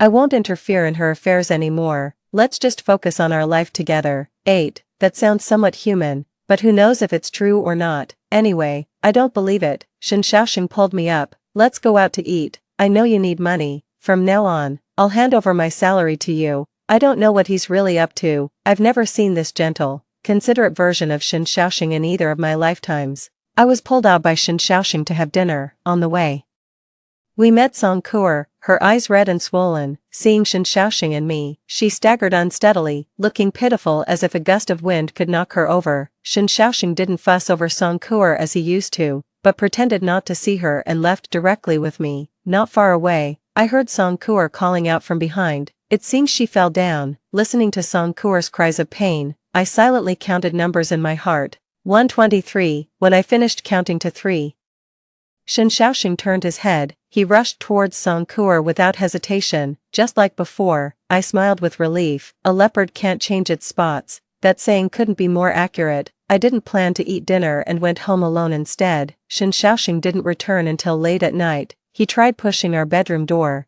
but I had locked it from inside. Shen Xiaoxing couldn't come in, so he went to the guest room. In the morning when I got up, Shen Xiaoxing was also awake and had bought breakfast. He smiled at me as if nothing had happened. I got the fried dough sticks and soy milk you like. I sat down expressionlessly and started eating breakfast. Shen Xiaoxing tried to explain. Kuer is in very poor health, suffering from severe anemia. I put down my chopsticks. Who are you trying to disgust first thing in the morning? Shen Xiaoxing was shocked by my icy attitude. He moved his lips, and I immediately followed up. Don't talk to me about irrelevant people or matters. I'm not interested. It affects my mood. Shen Xiaoxing wanted to lose his temper but forcibly held it back, even attempting to explain to me. Nian Nian, I can't just ignore her. She saved me. If it weren't for her rescuing me back then, I would have died long ago. I owe her my life. I've heard enough of this meaningless talk. I put down my chopsticks. Who you choose to help is your business. I don't care. You don't need to keep mentioning that you owe her your life. If it's really so hard to decide, just marry her. I'm ready to go to the Civil Affairs Bureau with you anytime. With those words, I stood up and left. Shen Xiaoxing remained seated, watching my retreating figure. I had no idea what was going through his mind. What he thinks has nothing to do with me. After all, even in my previous life, I was neglected and abandoned by him like this. After work in the evening, Shen Xiaoxing came to pick me up at the office. He bought groceries and personally cooked dinner, only realizing during the process that many things were missing. The pots, pans, and utensils I had bought with my own money were all gone. Only the items Shen Xiaoxing had purchased remained. He exclaimed as if discovering a new continent. Nian Nian, it seems like quite a few things are missing from our home. Yes, there were too many things we didn't use, so I gave some away. I see. He didn't quite believe me. Since the items I gave away were either brand new or nearly new, how could they be unusable? We ate in silence, with only the clinking of bowls and chopsticks breaking the quiet. I kept my head down the entire time without saying a word. Shen Xiaoxing kept staring at me. I could feel his gaze, but I didn't respond. Finally, he couldn't hold back anymore and spoke first. Nian Nian, why aren't you wearing your wedding ring? I took my time, sipping half a bowl of soup before replying. I sold the wedding ring. Why would you sell it? Shen Xiaoxing asked in surprise. Why doesn't he know? I smiled wryly. Because I'm short on money. I have no money on me, And I need money. No one is kind enough to give me money willingly, so being broke, I had no choice but to sell my wedding ring. My words left Shen Xiaoxing silent. He knew how much I treasured our wedding rings. After marriage, I kept reminding him to wear his wedding ring, yet he always refused to wear it, citing inconvenience. All along, it was just me foolishly wearing that self-prepared wedding ring alone. I pushed away my bowl and chopsticks, standing up to return to my room. After taking just a few steps, Shen Xiaoxing's voice came from behind me. When I get my salary, I'll buy you a new ring. 9. I let out a scoff without turning back, and he continued, Song Kuer's body is really too weak, not suitable for military service. I've talked with her and plan to send her back to her hometown for work, so she can be closer to her parents and family for easier care. Shen Xiaoxing's words made me turn around. Did she agree? Shen Xiaoxing nodded. She agreed. Song Kuer is a reasonable person. She also felt she was imposing too much on us and said she'd find an opportunity to apologize to you properly, to clear things up. Upon hearing this, I smiled ambiguously as Shen Xiaoxing continued, Nian Nian, my feelings for Song Kuer are purely gratitude. I've never had romantic feelings for her. If my previous assistance to her caused you misunderstanding, I sincerely apologize. I'm sorry. Such things won't happen again. I simply looked at Shen Xiaoxing with a faint smile, which seemed to unsettle him. Nian Nian, she has already agreed to leave this place. These days she's busy with work handovers, but she said she'll make time to explain things to you. I hope you can talk to her calmly and peacefully. Song Kuer actually wants to meet and discuss this with me in detail. This is good news. I've been waiting for this day for so very long. I smiled and said, great, tell Song Kuer that I'll be ready to receive her anytime, anywhere. Song Kuer came to see me 3 days later. I can't wait to meet her. Song Kuer still looked as fragile as ever, but the moment she closed the door and confirmed we were alone, she instantly became a different person. She glared at me viciously. Mu Nian, you wretched woman, you must be so pleased to finally drive me away, aren't you? Of course, watching you slink away like a stray dog with its tail between its legs brings me great joy. As my words fell, Song Kuer's face turned ashen.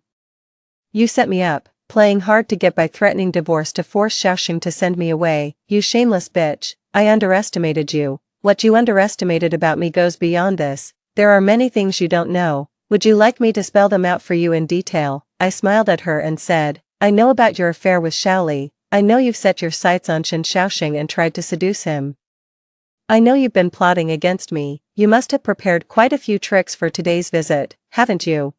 How did you know? Song Kuer was startled by my bluntness, her domineering attitude vanishing instantly as she began stammering. How I know is none of your concern. Now let me guess what you're planning to do next. You intend to fake a fall and frame me. Xiaoli is already waiting outside, ready to rush in when you scream and accuse me of harming you. Smiling, I stepped closer to the pale-faced Song Kuer. So go ahead and fall while screaming for help. I'm waiting for your performance. Song Kuer froze in fear, staring at me in terror. I grabbed her hair and slammed her head against the nearby table. As Song Kuer opened her mouth to scream, a rag was swiftly and forcefully stuffed into it. I casually picked up the brick I'd prepared earlier and began striking Song Kuer's abdomen repeatedly. Didn't she slander me in her past life, claiming I pushed her and caused her to lose her uterus, making her infertile? This lifetime, I'll grant her wish and let her have what she desires. I struck Song Kuer's abdomen fiercely, blow after blow, watching her face contort and change color,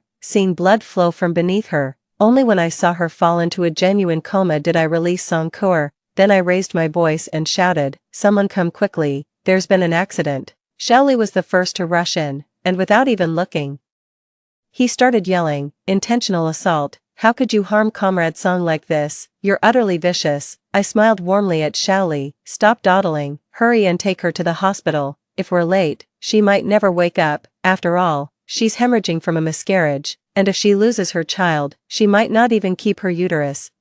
How did you know? Xiaoli was stunned. How I know is none of your concern. Just listen to me and get her to the hospital. Delay could cost her life. You don't want people knowing you're the father of the child in her belly, do you? Pale and trembling, Xiaoli picked up the bleeding Song Kuer and rushed to the hospital, with me following close behind. Song Kuer's uterus could not be saved, it was removed. Just like in the previous life, Xiaoli waited outside the operating room the entire time, his face deathly pale. I stood with my arms crossed, watching Xiaoli and couldn't stop laughing. After several hours of surgery, Song Kuer was wheeled out of the operating room unconscious. I asked Xiaoli with a smile, aren't you going to inform your commander? Given Song Kuer's current condition, Commander Shen Xiaoxing must be extremely worried. How about I watch over Song Kuer for you while you personally go and notify Shen Xiaoxing? Xiaoli didn't dare to inform Shen Xiaoxing. He fell to his knees with a thud in front of me. I looked at Xiaoli coldly and said, now you're scared. Weren't you fearless when you were having fun with Song Kuer? Still trying to frame me for a comeback. Dream on. Xiaoli kept kowtowing incessantly until his forehead was bleeding, while I coldly watched this despicable and shameless creature. Only when I saw him bleeding profusely did I slowly call for a stop. Hold on, how do you plan to handle this matter? I'll make Kuer leave this place. I promised to make her give up her intentions and never disturb you and the chief again. Is that so? I laughed a few times. No, how could you leave? Song Kuer must not go. Please, I beg you. Xiaoli continued to kowtow, but I waved my hand to stop him. I have a way to make your wishes come true. When I returned home, Shen Xiaoxing was still cooking in the kitchen. Over the past 3 days, it was as if he had become a different person, making dinner every evening, seeing me return. Shen Xiaoxing flashed me a smile. Wait 2 minutes, the food will be ready soon. I poured myself a glass of water and sipped slowly while Shen Xiaoxing busied himself setting the table. 10. He served me a large bowl of rice. Eat more. Pregnant women have bigger appetites. From now on you'll need 2 bowls. I took it without a word and began eating with my head down, while Shen Xiaoxing eagerly served me dishes. After eating most of the meal in silence, Shen Xiaoxing finally spoke up, so.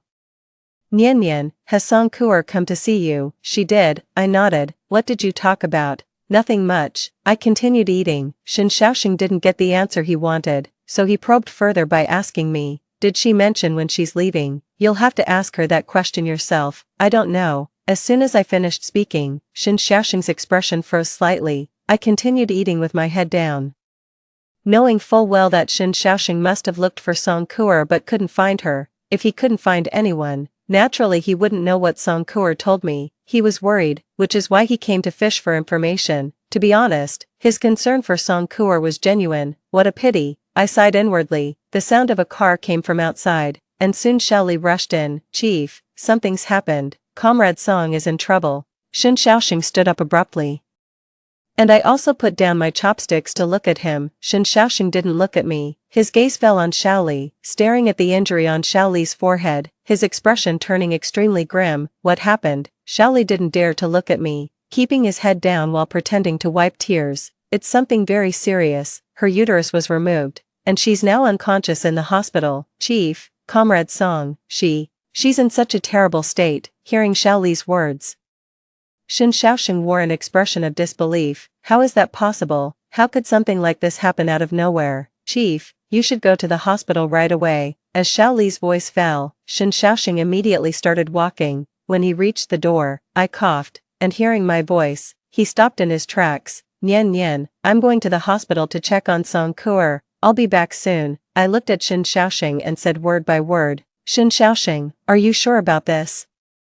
Nian Nian, this is not the time to be stubborn. Kuer is unconscious after the incident. I must go see her and find out what happened. Since Shen Xiaoxing made his own decision, it's beyond my control. I nodded and stopped trying to intervene. Shen Xiaoxing left and never returned. I calmly washed up and went to bed. Before sleeping, I checked my money. Only 5,000 yuan remained. This amount is far from enough to start a business down south. The next morning, I was startled awake from my sleep, opening my eyes to see Shen Xiaoxing already rushing to my bedside. He grabbed my collar and yanked me out of bed. You have such a wicked heart, Mu Nian. How could you be so vicious and shameless? Why would you do this to Song Kuer? She was already prepared to leave. Why couldn't you just let her go? Shen Xiaoxing's grip on me was painfully tight, making it hard to breathe. I clawed at his hand with all my strength until the pain forced him to release me. Mu Nian, you've disappointed me so much. For committing such a heinous act, you can look forward to eating prison food. I didn't say a word, just looked coldly at Shen Xiaoxing, waiting for his outburst to subside before I spoke to him. Don't you want to hear my explanation? What's there to explain? You did such a terrible thing to her, caused her such harm as a woman. Don't you understand the pain of infertility? You've made it impossible for me to forgive you. 11. Fine, then don't forgive me. Shen Xiaoxing, if I've done wrong, send me to jail. you're utterly incorrigible, absolutely incorrigible. Don't you feel even the slightest remorse or regret at this moment? How innocent Song Kuer was. He kept yelling at me for a long while until he was completely exhausted before stopping. Mu Nian, what are you going to do now? What do you plan to do? Let the police handle everything. Hand me over to the police and you're finished. Mu Nian, this is a crime, you'll be sentenced. Fine, then sentence me. I'm not afraid anyway. You're utterly incorrigible. Shen Xiaoxing kicked over a chair in fury. After punching the wall a few more times, I watched him coldly, waiting for him to speak first. In our past life, he was the one who initiated the divorce with me. And it seems this life is following the same pattern, as expected. After venting his anger for a while, Shen Xiaoxing calmed down. Nian, I don't want you to go to prison, do you understand? I don't want you to go to jail, I don't want to go to prison either. I nodded. You made a mistake this time, and you must admit it. Go find Song Kuer and apologize sincerely, and then, just an apology. I pressed further. Of course not, you've hurt Song Kuer, this is serious. You can't just do nothing to make amends. What do I need to do to make it right? First, go hide in the countryside for a while. I'll calm Song Kuer down. Stay away until I've settled things with her. Then I'll bring you back. Just like in the previous life, he didn't mention divorce at all, instead making me sign an apology letter and sending me back to the countryside to rest during pregnancy until everything was settled. I couldn't help but laugh. Alright, I promise you. Shen Xiaoxing quickly sent the apology letter for me to sign. I knew it was actually the divorce papers. So I signed my name without even reading it. Seeing my signature, Shen Xiaoxing sighed in relief. Nian, pack your things first. I'll send you away. I nodded. I have no money. Can you give me my money back? Shen Xiaoxing agreed. I don't know where he got the money from, probably borrowed it. Anyway, that same night he brought back 2,000 yuan and gave it to me. I put the money in my pocket and kept it close to me. On the day of departure, Xiaoli gave me another 3,000. This is the money that originally belonged to me, which Song Kuer deceitfully took from Shen Xiaoxing. Now that it's returned to its rightful owner, I accepted it without any burden. On the day I left, Shen Xiaoxing was supposed to personally see me off, but something came up last minute and he stood me up again. Maybe it's for the best. I had no intention of returning to his hometown to be treated like a beast of burden. Now that the divorce is finalized, handling the abortion matter will be much easier. I went to the hospital to abort the unwanted child in my womb. Then after a month of recovery, I took 10,000 yuan and headed south by bus. The days of struggling alone away from home were painful yet joyful. Living for myself made me give it my all. I fear neither hardship nor exhaustion. My sole focus is on making money. After a year of hard work away from home, I finally managed to acquire my own shop through my own efforts. While purchasing wholesale goods, I encountered someone I once knew, a distant cousin from Shen Xiaoxing's hometown whom I'd only met briefly. Shen Xiaoxing's distant cousin was visibly shocked to see me. Nian, what are you doing here? Do you know Shen Xiaoxing has been searching for you for a long time? I quietly observed Shen Xiaoxing's distant cousin as she informed me that his mother had suffered an accident, leaving her paralyzed and in need of care. Only after calling Shen Xiaoxing did he realize I hadn't returned to his hometown. Shen Xiaoxing's distant cousin asked me, "Why did you go south to do business?" I smiled faintly. "Didn't Shen Xiaoxing tell you about this? You should ask him for clearer details. What about your child? It should have been born by now. I remember you were pregnant at the time. And Shen Xiaoxing also said you were several months along when you left. The child died." "It's gone." 12. Shen Xiaoxing's cousin's eyes widened in surprise. I was busy attending to customers and didn't continue chatting with her. I never expected Shen Xiaoxing to find me. One night after I finished work, he suddenly appeared out of nowhere. He was carrying bags of stuff in his hands and called me affectionately just like before. Nian. I looked at him indifferently. He smiled apologetically. "I heard you were here." "Nian, why did you come here without saying a word?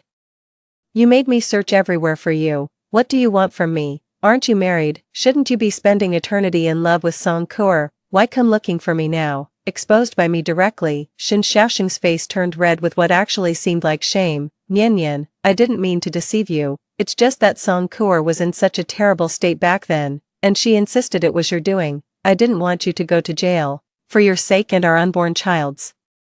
I had no choice but to agree to divorce you and marry her. I never intended to actually marry her. It was just a temporary measure. I just couldn't bear to see you imprisoned or suffering." I couldn't help but laugh. "Shen Xiaoxing, Do you really think I'd believe you now? Do you still take me for the fool I once was? Shen Xiaoxing's expression kept changing as he offered his first humble apology. Nian Nian, I'm sorry, I was wrong. I was truly wrong, enough. If you came here to apologize to me, I've received it. As for whether I accept it or not, that's none of your concern. You may leave. Nian Nian, I want to see our child. I bought gifts for the baby. This statement made me burst into laughter, tears streaming from my eyes. Shen Xiaoxing looked at me at a complete loss, and I laughed for a long time, truly finding it utterly ridiculous. Finally, tired from laughing, I said, Shen Xiaoxing, where did you get the confidence that I would give birth to your bastard child? Shen Xiaoxing's face turned from red to white, which was quite amusing. I continued laughing. You really think highly of yourself, don't you? Divorcing me to marry your beloved Song Kur, while keeping me in the dark to bear your children, carry on your family line, and take care of your parents, serving you like an old maid for life. Don't you think you're utterly shameless? I'm not. You're this kind of person. Don't deny it, otherwise why would you marry Song Kur? Why were you in such a hurry to send me away? Why did it take you over a year after I left to think of contacting me? If you had even a shred of conscience, you wouldn't have abandoned me when I was pregnant, would you? Let me guess why you came looking for me. Judging by your appearance, things must not be going well for you. After all, Chief Shen usually travels with bodyguards. Where's your loyal guard Shaoli now? Shen Xiaoxing was speechless. I continued laughing. You picked up a worn-out shoe that Shaoli had played with and cherished it like a treasure. Now you're getting your just desserts, aren't you? Do you know why you've ended up in this situation? It's because I reported you. When I left a letter for your competitor. It was you. You're the one who reported me. Why? He actually had the nerve to ask me why. Shen Xiaoxing, did you think I left deceived and ignorant? Wrong. All of this was my design. At this point, I have nothing left to hide. I want to see the priceless expression on Shen Xiaoxing's disgusting face when he learns the truth. I know Shaoli and Song Kur are plotting against me. I know they're having an affair. I know Song Kur's act of saving you back then was fake. It was a scheme by both Shaoli and Song Kur to deceive you, just to get you to arrange a good job for her. Who would have thought you'd fall for it so easily? So they changed their plan at the last minute. Shen Xiaoxing's expression turned grim. I could tell his heart was being torn apart. I know you've shifted your affections to Song Kur. How could someone as vile and filthy as you hold a high position? So, I gave you all a grand gift. Now that you know Song Kur deceived you and your position is at risk, you harmed her and Shaoli, leaving them disabled, and now you've lost your job too. I took a deep breath and looked at Shen Xiaoxing's pale face. This was all part of the grand gift I carefully planned for you. Do you like my present? Shen Xiaoxing turned livid with rage at my bluntness, but I just kept smiling and added fuel to the fire. You treated someone else's cast-off like a treasure, then lost your chance at promotion and wealth because of that trash, and now you dare dream of getting back together with me, even expecting me to bear your children. What gives you the right? Your audacity. Shen Xiaoxing jumped up in furious desperation to hit me, but I wasn't about to tolerate it. Help, assault, harassment, screaming. I delivered a heavy kick to his groin. Shen Xiaoxing doubled over in pain as bystanders gathered upon hearing my cries for help. I accused Shen Xiaoxing of assaulting me, and soon well-meaning citizens escorted him to the police station. Once an esteemed figure, the now destitute Shen Xiaoxing finds no one willing to indulge him. He was fined, reprimanded, and detained overnight before being let out in disgrace. He lost his job, lost everything, and then his mother at home had an accident. Shen Xiaoxing still wants to keep using me as his fool, thinking I love him and can be deceived by his sweet words, but having lived a second life, how could I possibly jump into that fire pit again? Shen Xiaoxing didn't leave. He stayed here the whole time, seeing my business was doing well. He even schemed to make me change my mind, but heaven couldn't stand it anymore. One rainy night, he got hit by a car and lost both his legs. Shen Xiaoxing became disabled, destined to spend his life in a wheelchair. This was his retribution. He had tried every means to get me to visit him. I refused. I've already seen his fate, and I'm satisfied. There's no need to disgust myself again. From now on, I'll walk my flowery path while he lives his destitute life. Perfect. Story 2. To test whether Wen Bian was truly loyal, his girlfriend drugged him with aphrodisiac and then quietly left. After the drug took effect, his face turned flushed, his breathing became heavy, and his frustrated eyes were wet, filled with uncontrollable lust. He said in a hoarse voice, "Jian Rao, help me." His voice trembled slightly, and it strongly tugged at my heartstrings, but I just turned around, closed the door, ran to the bathroom, took out my phone, and called 110. I whispered, "Hello, my friend seems to have been drugged. Please come quickly. The address is..." Outside the door, my childhood friend was still pleading pitifully, "Jian Rao, since we were young, didn't you like me the most? How could you bear to see me suffer?" He didn't know that liking him was something from my previous life. He also didn't know how miserable my end was in the previous life, in this life.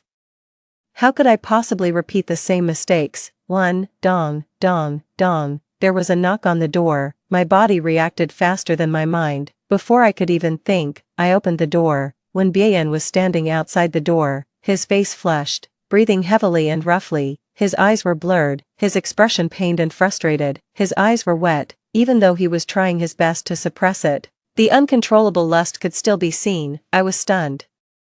Wasn't this the scene from my previous life? When Bien said in a hoarse voice, "Jian Rao, help me." His voice trembled as he spoke, and anyone could tell how hard he was enduring. His appearance of trying to restrain himself yet helplessly begging strongly tugged at my heartstrings. But after I came to my senses, scenes from my previous life flashed through my mind at high speed. It was as if someone was choking my throat, and I couldn't catch my breath for a long time.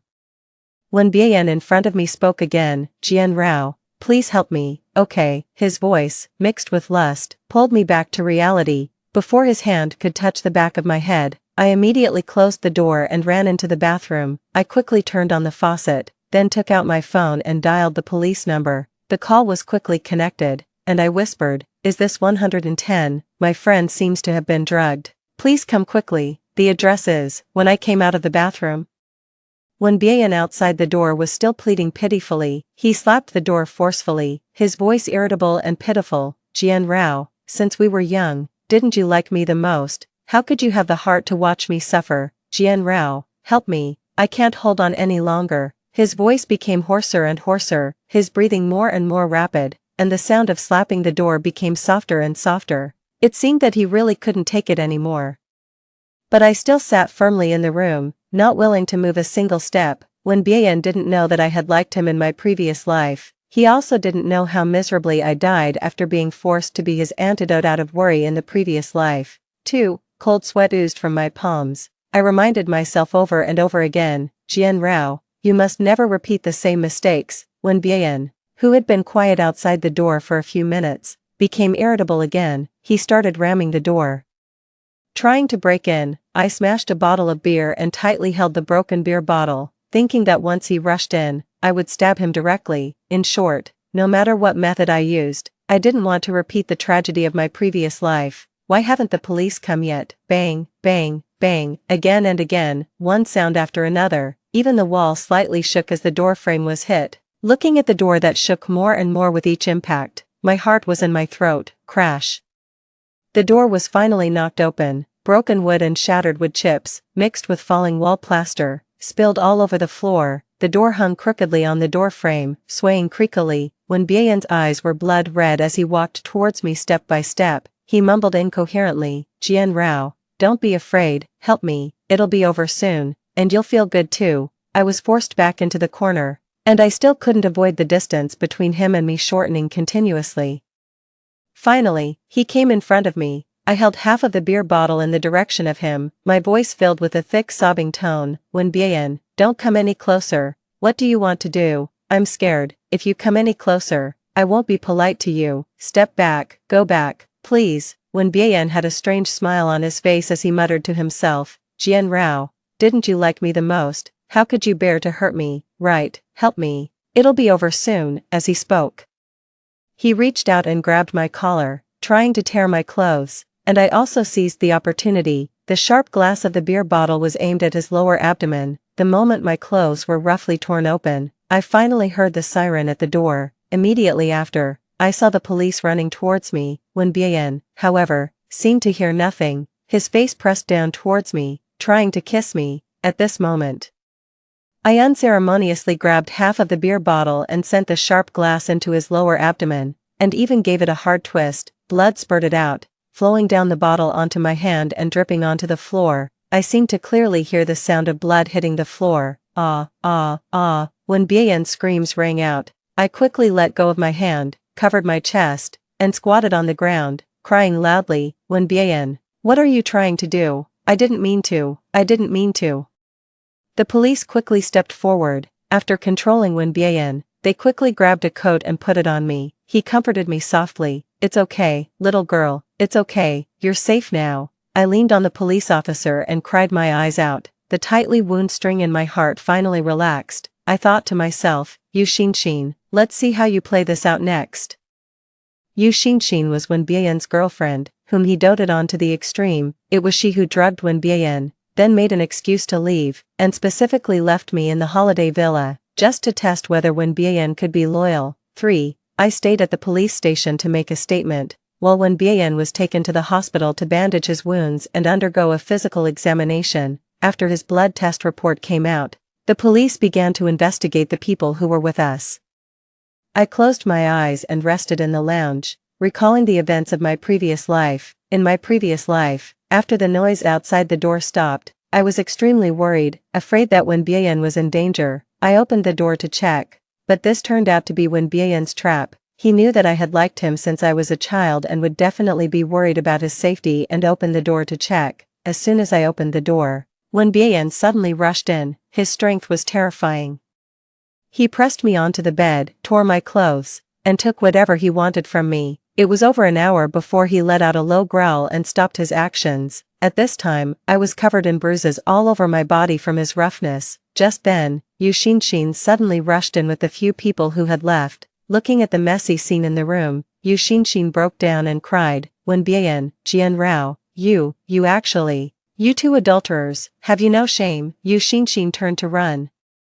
But Wen Bian took big steps forward, grabbed her arm, pulled her back, and held her tightly in his arms. Wen Bian carefully kissed the tears sliding down Yu Xinshin's cheeks, looking extremely guilty. Xinshin, it's not what you think, really, I can explain. Jian Rao is just a tool for me to relieve my desires. I don't know what happened to me. I must have been possessed by a demon to have such lustful thoughts, or it's Jian Rao. Maybe she did something to me, so I lost my mind. Yes, that's it, it must be like that. 4. I sat on the bed in shock, already ashamed of being caught. I was completely dumbfounded in the face of the sudden accusation. I instinctively defended myself. It's not me, I didn't do it, I don't know. But no one was willing to listen to my defense. They all stared at me with malicious eyes, as if I were some dirty thing. Jian Rao, I really didn't expect you to be so shameless, knowing that Bian and Xinshin are a couple. You still seduce Bian and take the initiative to climb into his bed. What, are you really that starved for a man? How about I introduce a couple to you so you can have a good time? With her eager look, 2 are definitely not enough, 20 might be more like it. They spoke one after another, and their filthy words almost tore me to pieces. When Bian turned a blind eye to this and focused on coaxing Yu Xinshin. Xinshin, that limited edition bag you like, how about I buy it for you? I'll take you to meet my parents, let's get engaged as soon as possible. Okay, Yu Xinshin proposed one condition after another. Only after getting enough benefits did she stop crying and start smiling. Her anger shifted to me. Jian Rao, she did such a shameless thing, shouldn't she apologize to me? Seeing that Yu Xinshin had let something slip, Wen Bian immediately agreed. He grabbed my arm, dragged me off the bed, and pulled me in front of Yu Xinshin, forcing me to kneel in front of her and apologize. He didn't even care that I hadn't had time to get dressed properly because of everyone's sudden intrusion. The blue-purple marks on my body were exposed in front of everyone, and they sneered, Jian Rao, I didn't know you liked such kinky things. After humiliating me enough, Yu Xinshin and Wen Bian left in an embrace, leaving me alone, at a loss. My heart was like dead ashes, because I was too ashamed to speak up.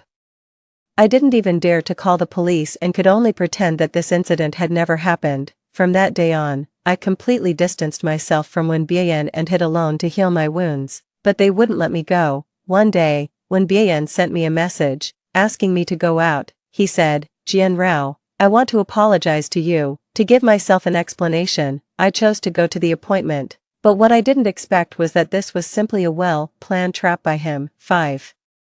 In order to show that he had no feelings for me, Wen Bian asked me out in the name of apologizing, tricked me into drinking a drugged drink, and threw me into a wild orgy party. He also bribed reporters to report on this matter extensively, taking a lot of photos and even videos. Everyone's faces were blurred except mine. I was insulted one after another but knew nothing about it. When I woke up, the news was already all over the place. In the news photos, my face was clearly visible. Overnight, I became infamous. I went crazy looking for Wen Bian and questioned him why he treated me like this. Wen Bian, what exactly did I do to you that I'm sorry for? Why are you trying to harm me like this? Is it only when I'm dead that you'll let me go? Wen Bian looked impatient. Die. Are you saying you want to commit suicide? Who are you trying to scare? If you really wanted to die, you would have died long ago. Besides, what's the big deal?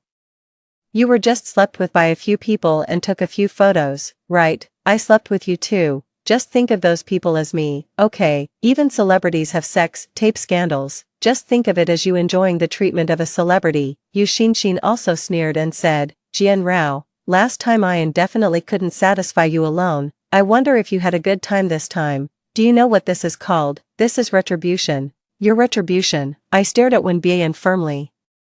Last time, it was clearly you who tricked me into opening the door and forced yourself on me. Before I could finish speaking, he waved his hand to interrupt me. He said disdainfully, Jian Rao, who would believe that? Everyone knows that you've liked me since you were a child. If I wanted to sleep with you, would I need to trick you and use force? His contemptuous eyes stunned me, and Yu Xinxin laughed even louder. My dignity was trampled under their feet and rubbed hard. In the end, I couldn't stand the whole network mockery and committed suicide by cutting my wrists in the bathtub. On the day I died, reports of Wen Bian and Yu Xinxin's engagement were overwhelming. Speaking of which, Wen Bian's parents' acceptance of Yu Xinxin was actually my credit. Wen Bian's parents had been trying hard to make me and Wen Bian. They looked down on Yu Xinxin very much, but I was exposed to a huge scandal. They felt ashamed of their son. So they gave in on the marriage matter and fulfilled this pair of lovers. They finally got married with everyone's blessings, while I carried a dirty name and returned to the underworld. The more I thought about it, the more excited I became. The overwhelming hatred was about to drown me. At this time, Yu Xinxin's panicked voice came from the entrance of the police station. Police officer, what happened to my boyfriend? What's going on? 6. It turned out that in order to find out the cause and effect of the case, Yu Xinxin and the others who had left halfway were all found and summoned to the police station. When Bian was drugged, we called you here to get a preliminary understanding of the situation. After the police officer finished speaking, Yu Xinxin visibly panicked. Drugged? How is that possible? I walked to the door of the lounge, wanting to see her expression at this moment. The moment our eyes met, she immediately got an idea. It's her. It's Jian Rao. It must be Jian Rao. She's always been coveting my boyfriend, but my boyfriend has no feelings for her at all. She must have drugged my boyfriend with aphrodisiac, just to make my boyfriend lose control so that my boyfriend will be responsible for her. Yu Xinxin couldn't wait to push all the blame onto me and didn't notice the change in the police officer's expression. Yu Xinxin, right, the police officer said seemingly casually, how do you know that your boyfriend was drugged with aphrodisiac? We didn't tell you that. How do you know? Yu Xinxin realized that she had let something slip due to fear and visibly panicked. She was directly invited to the interrogation room and stammered to defend herself. Well, I guessed it. Jian Rao has always had ill intentions towards my boyfriend. She must have drugged him with aphrodisiac to blackmail my boyfriend into being responsible for her. Police officer, believe me, I really guessed it. My intuition has always been very accurate. It must be that shameless slut Jian Rao. You should arrest her quickly. She kept biting me. And the others who came out to play together were already terrified when they saw the situation getting serious. They spilled the beans and told everything they knew before the police could interrogate them. Police officer, it has nothing to do with us. We were just on a team building trip from a project group. Yu Xinxin said that she drugged Wen Bian to test whether he could be loyal to her. Yes, and when Bian and Jian Rao are childhood friends, Yu Xinxin has always been jealous, so she deliberately left Jian Rao in the villa. Yes. She also said that even if Wen Bian couldn't control himself, as long as she showed up in time to catch him in the act, Wen Bian would compensate her well out of guilt. She said that as long as we cooperated, she would thank us well. We didn't collude with her, we just didn't have the nerve to call the police. It turned out that, whether in the previous life or this life, they weren't unaware of the truth. They just bowed down to Yu Xinxin's sugar-coated bullets. Now that the matter had blown up and they could see that they were about to be implicated, they all ran away quickly. The group of people who had helped Yu Xinshin accuse and humiliate me in the previous life now all stood on the opposite side of Yu Xinshin. In order to exonerate themselves, they all, without prior consultation, desperately shifted the blame onto Yu Xinshin. After all, they could tell the difference between sugar-coated bullets and a crime, and they knew which was more serious.